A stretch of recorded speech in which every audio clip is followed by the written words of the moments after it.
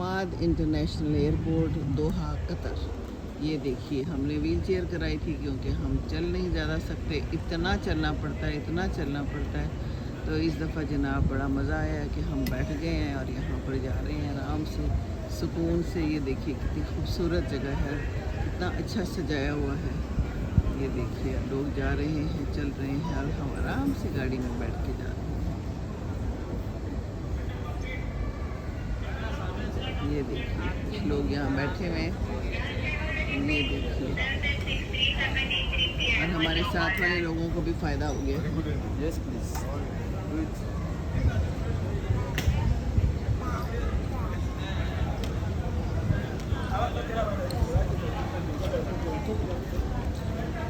सैर कीजिए हमारे साथ।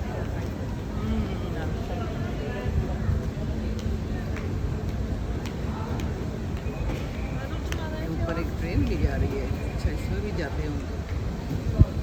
ये देखिए जगह जगह पे ये है व्हील चेयर के लिए, जो लोग चल नहीं सकते। मुख्तलिफ़ किस्म की इन्होंने गाड़ियाँ दी हुई हैं। يرجى على ترك الحقائب في أرض المطار دون مراقبة.